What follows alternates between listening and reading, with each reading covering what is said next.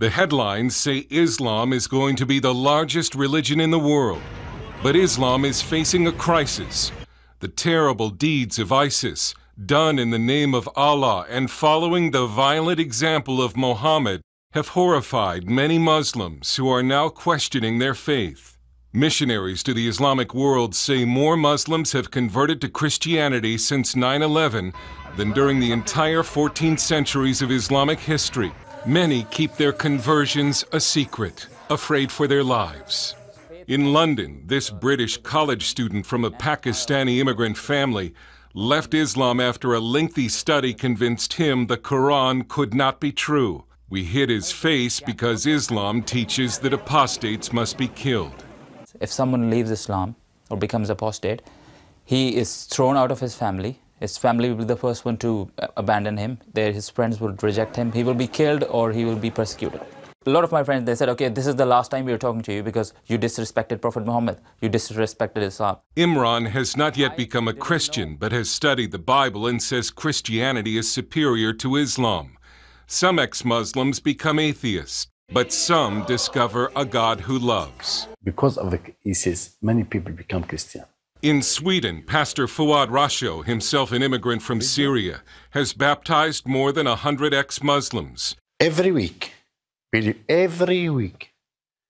I meet almost one or more who come to me. They come to me and like to know about Christianity, about Bible, because they are very angry. They are Muslim, as they don't like to continue to be Muslim.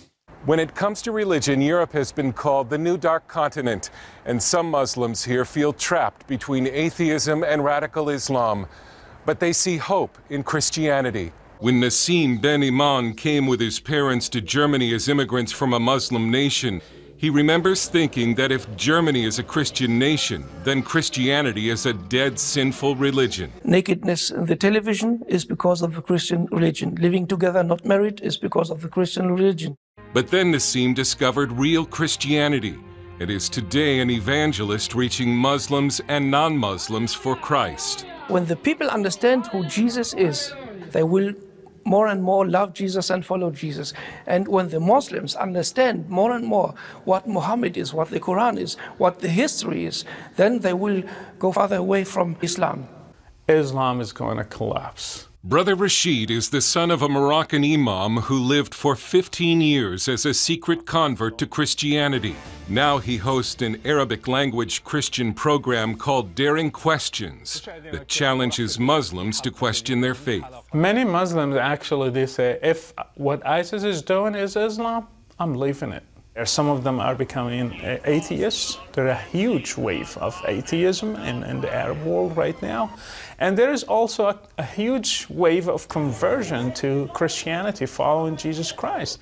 I have never seen something like this. Islam was never faced with this crisis before. Nassim says Islam appears strong, but is only feeding off the spiritual void in many weak Christian nations.